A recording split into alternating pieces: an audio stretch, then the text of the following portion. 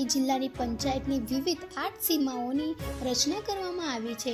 આ અંતર્ગત પ્રવીણ વસાવાને જિલ્લા પંચાયતના મહત્વના કારોબારી અધ્યક્ષ તરીકે નિયુક્ત કરવામાં આવ્યા. તાપી જિલ્લાના ભાજપ સંગઠન દ્વારા આ 8 સમિતિના અધ્યક્ષોની નિયુક્તિ જાહેર કરાઈ છે.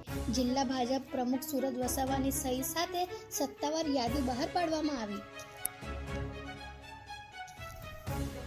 તાપી જિલ્લાના વાલોડ તાલુકાના બુહારી ગામમાં ઉપસરપંચ તેમજ ભાજપના પૂર્વ પ્રદેશ યુવા મોરચાના મંત્રી સુરત દેસાઈ અને તેમના પિતા સત્યજીત દેસાઈની SC/ST સેલ દ્વારા અટકાયત કરવામાં આવી.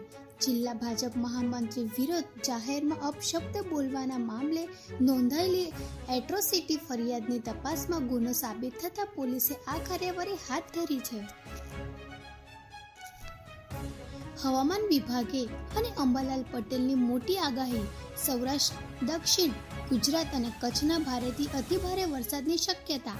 માછીમારોએ દરિયાઓને ખેડાતા સૂચના. અંબાલાલ પટેલ દ્વારા આગામી 7 દિવસ એટલે કે 5 જુલાઈ સુધી રાજ્યમાં ધોધમાર વરસાદની આગાહી કરવામાં આવી.